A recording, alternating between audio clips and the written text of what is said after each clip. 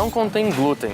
Essa é uma frase bem comum de ser encontrada em embalagens de pães, bolachas, biscoitos. E apesar desses avisos, o glúten ainda é encontrado em uma infinidade de produtos industrializados que consumimos. A verdade é que o glúten se tornou muito popular ultimamente, com dietas que evitam o glúten, pessoas intolerantes. Mas será que todo mundo sabe o que é o glúten?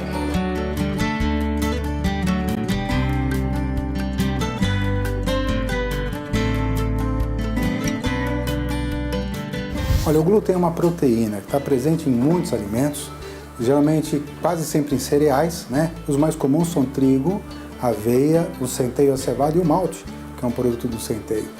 Então você vê que ele está presente abundantemente na nossa alimentação, porque está nesses cereais e nos produtos alimentares que provêm desses cereais. E o glúten acaba dividindo opiniões, mas afinal, ele faz bem ou não? Isso é um problema da mídia e da própria classe médica que desinforma a população sobre o glúten. O glúten é uma proteína e, como toda proteína, tem seu valor calórico. E melhor, é uma proteína que não engorda. O que acontece é que muitas pessoas têm a sensibilidade ao glúten. E aí isso é importante dizer, existem dois tipos de sensibilidade. Acredita-se que aproximadamente 1% da população, ou 1 em cada 200 pessoas no mundo, tem intolerância ao glúten. Ou seja, o organismo não funciona bem na absorção desse glúten. E essas pessoas vão ter a chamada doença celíaca. Nasceram desse jeito e vão viver a vida toda desse jeito. E existe uma outra doença muito mais comum, que é a sensibilidade ao glúten. É um processo muito menos agressivo que a intolerância ao glúten e esse afeta aproximadamente 10% da população mundial. O que ocorre na intolerância ao glúten é a falta de diagnóstico. Para você ter uma ideia, há um trabalho que diz que a cada 8 pessoas com doença celíaca, ou seja, com intolerância ao glúten, somente uma está diagnosticada. A alergia ao glúten é bem mais comum e bem mais fácil de ser reconhecida. O problema é que a própria população e mesmo a classe médica não sabe diferenciar o que é alergia ao glúten e intolerância ao glúten. E virou moda também na mídia endemonizar o glúten como se fosse um malefício. O que acontece é que todas as alimentações, geralmente muito calóricas, que são os pães, os biscoitos, as massas, os bolos, os doces, são ricos em carboidrato. E o glúten está misturado nesses carboidratos, porque vem da alimentação. Então o malefício do carboidrato, quem acaba levando a peste de mau alimento é o glúten. O principal problema do combate ao glúten para quem sofre é identificar o que tem, já que existe uma diferença entre ser alérgico e ser intolerante, principalmente nos sintomas. A alergia ao glúten, se assim podemos falar, é um processo que acomete basicamente crianças. E geralmente aos seus 5, 6 anos de idade, esse processo tende a diminuir muito ou mesmo desaparecer. Pode até ser que volte na vida adulta, mas a alergia ao glúten é um processo intermitente, é um processo de vai e volta, é um processo alérgico realmente. Então a pessoa que tem alergia ao glúten, o que ela acontece? Imagina que você tem uma alergia na pele, aquela vermelhidão que você tem de contato com o processo alérgico, o mesmo acontece no intestino delgado, na fase de absorção dos alimentos. É uma alergia ao glúten e isso dá reações locais. As reações locais dessa má absorção, dessa intolerância ao glúten, dá distensão, dá gases, dá uma digestão ruim e dá reações no corpo, diferente da doença celíaca, da intolerância ao glúten. Quando eu tenho alergia, eu posso ter reações na pele, são reações de eczema, geralmente no pescoço, no tórax e no ombro. Eu posso ter sintomas nasais de constipação, como se fosse uma alergia. Eu posso ter dor de cabeça, mal-estar pós-abdominal. Às vezes tem dores articulares relacionadas a essa alergia. E é um processo que vai e volta, ele não é contínuo. Também alergia, quando eu tenho alergia ao glúten, diferentemente da intolerância, eu me alimento com alimentos que contêm glúten, a sensação é mais rápida, o mal-estar é mais imediato. Na intolerância ao glúten demora um pouquinho mais, porém os sintomas são mais intensos.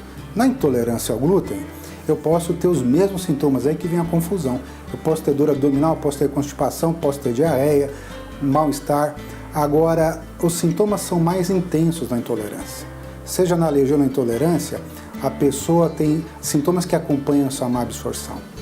Tem os sintomas de dores de cabeça, um cansaço pós-alimentar, porque o organismo se esforça muito para tentar digerir uma coisa que ele não consegue. Então a pessoa geralmente acaba de comer e tem uma astenia, costuma deitar, tem dor de cabeça, tem mal-estar. Agora a intolerância é um processo mais complicado, porque a mucosa acaba sendo lesionada durante os anos. Então a mucosa fica, vamos dizer assim, careca. e ela fica permeável a absorver toxinas. Então a intolerância ao glúten acaba sendo muito mais grave, porque essa pessoa na evolução do tempo vai ter doenças crônicas.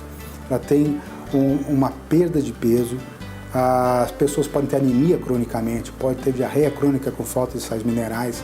As pessoas de mais idade com intolerância ao glúten que não se trataram pode chegar até osteoporose. Então, deficiências nutricionais severas causadas pela doença celíaca, que é a intolerância ao glúten. A intolerância ao glúten é grave, né, porque compromete a qualidade de vida e promove doenças. A alergia ao glúten é mais controlada, mas o que não tem é diagnóstico de intolerância ao glúten, porque é difícil dosar os anticorpos, pouca gente sabe, e mais difícil ainda é você pedir para eles fazer endoscopia com biópsia, que é uma coisa agressiva. Mas tem que fazer esse diagnóstico, porque tendo doença celíaca, tem que tratar a vida toda e tratar firme. E o grande aliado do fim do seu mal-estar é o diagnóstico. Só assim você irá conseguir combater o que realmente está te prejudicando. É muito importante fazer o diagnóstico diferencial da alergia ao glúten e da intolerância ao glúten. E por que se diagnostica tão pouco a intolerância ao glúten? Porque o diagnóstico não é tão simples. Para fazer o diagnóstico da intolerância, eu tenho que fazer dosagem de 2 anticorpos no sangue. Isso é fácil de fazer. Qualquer laboratório brasileiro faz. Eu doso alguns anticorpos que são contra a enzima que faz a absorção do glúten. Esse é o primeiro exame.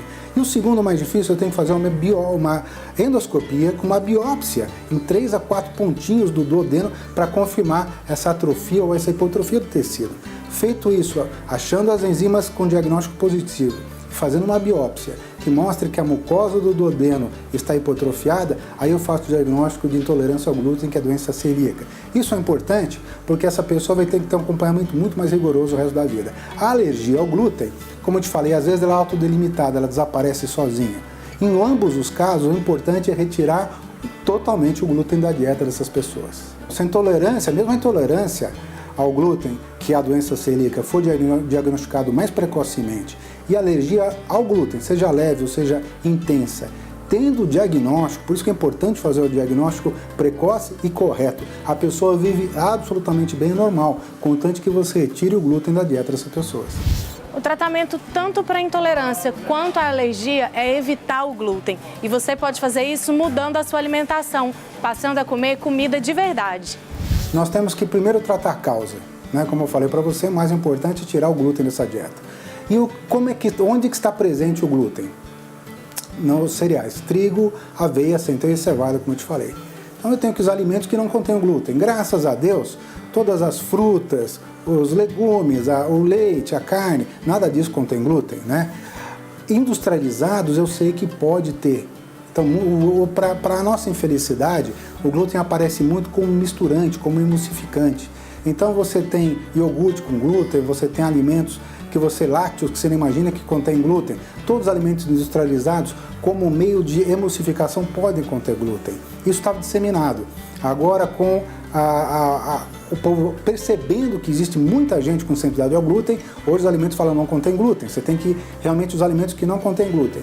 E eu posso usar farinha de alimentos que não contêm glúten. Por exemplo, a farinha de mandioca, farinha de milho, farinha de arroz, não contém glúten. Então, eu devo substituir os alimentos que tenham glúten para os alimentos que não contenham glúten e tratar os efeitos colaterais da intolerância ao glúten. Mesmo para que o paciente tenha tirado o glúten da dieta, ele pode ter desnutrições crônicas, principalmente na doença celíaca. E aí é importante um tratamento médico para combater os efeitos colaterais que essa doença causa. Isso é verdade, mas essas pessoas têm que aprender a ter a doutrina de fazer dieta sem o glúten na sua vida. E é difícil, porque eu falo a você, há 20 anos atrás, todos os alimentos industrializados tinham glúten praticamente, né? Então hoje você vê que os países de primeiro mundo, hoje é obrigatório, como é no Brasil, você mostrar que tem glúten no alimento e fazer ressalvas dos alimentos que não contêm glúten. Isso é muito importante. E a variedade de alimentos sem glúten hoje aumentou demais para as pessoas que têm intolerância ou alergia ao glúten. Então elas conseguem ter uma qualidade de vida absolutamente normal nesse sentido. E como eu falei para você, muitos alimentos que provêm da natureza, sejam leite, carnes, ovos, alimentos de alto valor calórico, esses são alimentos livres de glúten. Então não vão atrapalhar a vida dessa pessoa.